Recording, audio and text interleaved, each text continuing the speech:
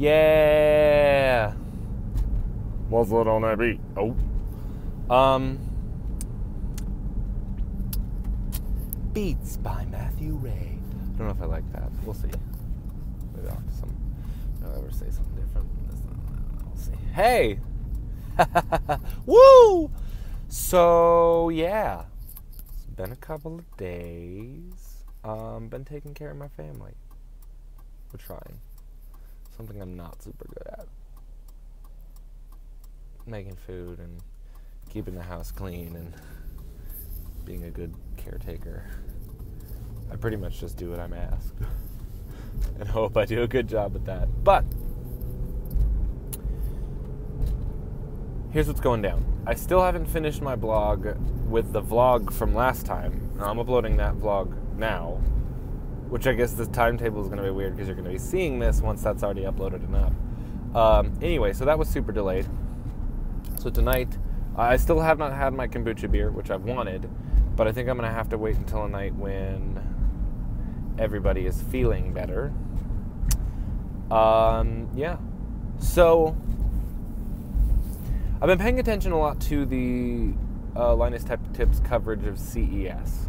And I think the reason why is because I feel like there's a lot of potential consumer electronic stuff to pay attention to.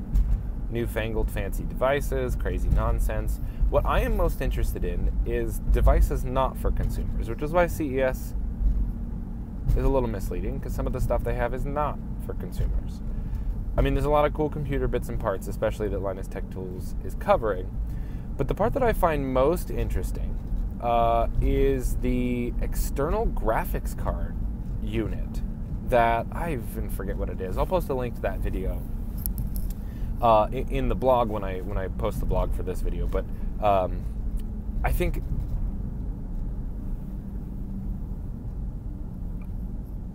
the coolest part about an external video card to me is that I do most of my work on a laptop. All of my work on a laptop, in fact. And I've been wanting a desktop rig because the laptop, the laptop doesn't render very quickly. It has a graphics card in it, but it's not a CUDA graphics card. It's older than that. And I'm sure some of the newer MacBook Pros, my MacBook Pro's in mid-2010. And it's pretty good. You know, I did have an SSD and a hard drive, 8 gigs of RAM, which is the most that my generation of MacBook Pro can have. I don't know. So, I mean, it's a pretty powerful machine. i7. It was the fastest i7 processor that they carried at the time. I think it's 2.8 gigahertz. I forget what model it is. Anyway, super slow at rendering. Super duper slow at rendering. And I mean, I know it's a 4-core mobile processor, right? I don't even think there's hyper-threading. I know that it's not meant to be a render machine. I know that even just getting a desktop machine with a faster processor would help, but I feel like if I'm going to be doing rendering, and if I'm going to be doing videos, and if I'm going to be doing modeling and 3D imaging and art, which I feel like I want to do more of, because I feel like it's really adds a visual element to music. And I know that my beat videos now are super elementary, super like animation by numbers, like really, really simple. Especially when I look at polished stuff. And I'm not using After Effects, because After Effects has a really good visualizer in it. And so I'm having to do Blender baking, which is fine. I think the cooler part about it is I'm going to have to get more creative and more unique, and then nothing's going to look like the videos I make. But right now, it's still a little strange. Like, it's not quite where I want it to be. But that's okay, because I'll get there. Right? I'll get there. The problem with doing any kind of practice, what I'm used to, the paradigm, is of audio production. Whereas you do something, you hit play, you hear it. It's a real-time experience, and occasionally you hit a buffer, so you freeze a couple of tracks and then call it a good day. With video rendering, your computer's having to work a lot harder to produce things, so you don't get to see things in real time. You don't get to tweak knobs and do stuff, so your workflow has to be slightly different. You have to be far more intentional about the knobs you're twisting, the values you're changing, and you have to think ahead about how you're positioning the lighting in your scene and any particles in your scene, and if you're baking physics or whatever the case is. You have to work a lot harder at understanding how the render engine works and how to get the best results out of it. And I still don't understand much of that or any of that, and so I'm still trying to figure that out. I'm really wanting to like throw a bunch of reflective surfaces and a whole bunch of light sources in a room, and then my picture ends up looking like, I don't know, I want to say spaghetti, but it's not all spaghetti. It's the weirdest analogy ever. Anyway, so external graphics card. The reason why this is so cool to me is because you could basically plug in the external graphics card and add an incredible render powerhouse to a machine you already have. The other one I saw was for USB 3.1, which, of course, the mid-2010 MacBook Pro does not have. I think the fastest connection into my computer might be FireWire. I don't know. FireWire 800, which is not that fast. USB 2.0, FireWire 800, DisplayPort, not Thunderbolt, which is fine, but it's not going to help me very much. It's the fastest connection into my laptop at this point. So I'm going to need a new machine anyway. So long story short, there isn't like a one-step external graphics render boost machine that I can use with my computer currently, so I'll have to get a new computer anyway. But it's really exciting to think about the possibility of a render thing that you can just plug into an already existing machine and have an incredible render engine, a render... What am I trying to say? Incredible rendering horsepower on a mobile machine or on a more portable machine. I don't know. I think the big thing is for me when you talk about this kind of development, it's not super huge or difficult, right? It seems like a really simple concept. We're now getting connections in and out of computers that are faster, so the way that these kind of systems interconnect can be more modular, right? Which, you know, honestly, I think still the ideal for me is to get a super powerful desktop video production machine, which I want to do. But in the future, it's cool to think about the possibility of having things kind of hot swappable, of having things so dynamic. And see, this is where I think we're starting to approach an interesting plateau. And I'm very much coming in this from an outsider's perspective. Like I was able to make a few predictions very quietly about some changes in the DJ industry when I was really up inside of that industry. And I was able to see things coming, like, I think it's really interesting to see how things were completely computer-based for a while because it was so affordable. And then all of a sudden, mobile computing and even just smaller computers themselves are becoming more affordable, so you can get a standalone DJ instrument that is built from start to finish. You don't need a computer for, which means it's much more hassle-free. It's much easier to use. You use your computer for all the preparation, plug it in, and all the performance is done on the hardware. Doesn't matter what kind of computer you have. You can use your friggin' phone to do the computing because all it is library organization and management. So, and I think we're getting there to the point where, you know, Pioneer's XTJRX did that. You can plug in a phone or a laptop, but all it is the organization, library management, and all of the performance is done on the machine itself. You can plug in flash drives. Do it on the machine, and it's the same experience to what you would have to pay, you know, 4 times as much for, with getting 2 top-of-the-line CDJs and a really good mixer. Anyway, but not talking about DJ equipment, talking about computers specifically, it seems to me that a lot of people have been saying that we're starting to reach bottlenecks in the amount of power we can put inside of these individual components. And what I'm hoping to see, or what seems to be the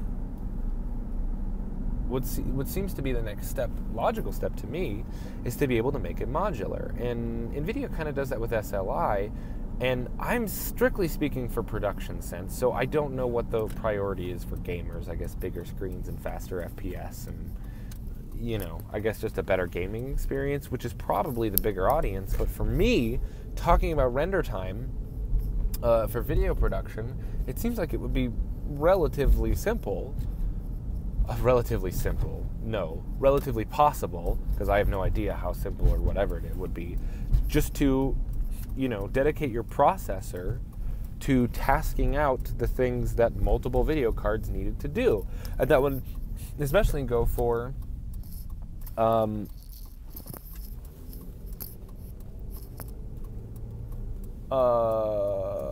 multiple video cards of different kinds.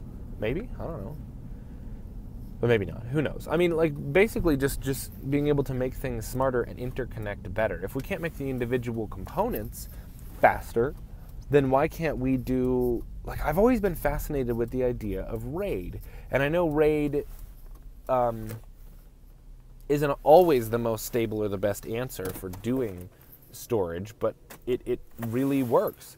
It's a redundant array of inexpensive drives. Why can't you have a redundant array of inexpensive processors? And to me, that kind of thing seems like a way to make things less, well, more future-proof. If you can say, all right, we're going to start this generation of processors that can work together.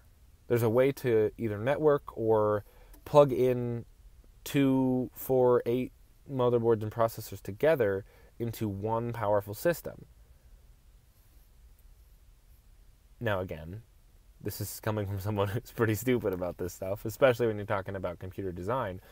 But it seems like that kind of a thing, when you have a 4-core processor, I don't know. I'm sure it's more difficult than that, because then you'd have to have one tasking for all of them. So you have to have a main one and then some like slave ones. But I don't know. Who knows? Who knows? Again, it's all theoretical, and I have no idea what I'm talking about as far as implementation-wise. But it seems like it would be cool. Now, this brings me to another point. And I know this is getting long, but this is kind of always how I try to. Anything I understand, I always want to make it work for me. The biggest thing about this to me is that I want to be able to get something out of this for my life and for my productivity.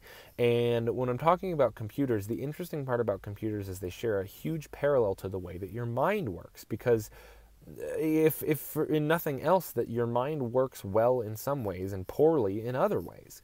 And in a different sense, your mind, depending on how you are practiced, because the difference between your computer and your mind is when you design a computer to work, it just works that way.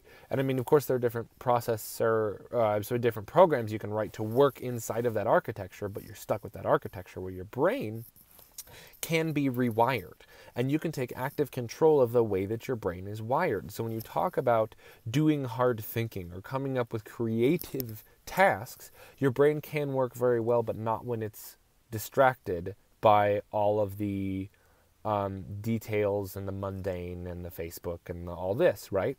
So the important thing to do is to, you know, just like I think about a computer has a graphics processor and a CPU. And again, this is very loose. I have no idea if this is how it actually works. But it seems like to me, the graphics processor, because it has a lot of tiny little cores, seems to me like it's a lot like an imagination. It's like a visualization machine, right? It's how you really start to see the things that you're imagining. That's your graphics processor. Whereas your CPU is the analytical part. It's the part that it does end up doing a lot of the larger number crunching, but when you talk about having it imagine stuff or image stuff, it ends up being super difficult. So what you want to be able to do is create the relationship or strengthen the relationship between those two sides of your brain. And I don't know if that's left brain, right brain, or I don't know if any of this is relevant. It's just an observation based on how I seem to work best. And especially when I practice going back and forth, or when I practice the coordination between my imagination, my imaging, and my analytical brain, then it ends up working really, really well for me. And here's an example for that. So an example is when I'm exhausted from thinking and doing and being productive, doing tasks either at work or whatever it might be, I don't really want to sit down and do more of that exhaustive left brain stuff. But if I can then quickly write down tasks, and I always recommend people have a journal. I carry a journal in my pocket every day. It's part of my everyday carry. It's kind of a pain to sit on if I'm sitting down for a long period of time, but the cool part about having that journal is that I constantly have a place to get stuff down in the physical world. So that if I have an idea or a distraction, or I need to draw something, or I need to write down a note, I don't have to think about it. It doesn't have to stay in my RAM. I can put it in the hard drive and just keep it away and just store it for later. And the cool part about it is, unlike a hard drive, well, I mean, the paper can get, spilled on or burnt or whatever, but like a hard drive, it's not just going to fail randomly. So anyway, big thing today is use your computer the way it's meant to be used. And so parse out your tasks so that your creative things, you have an open and free creative space to work in.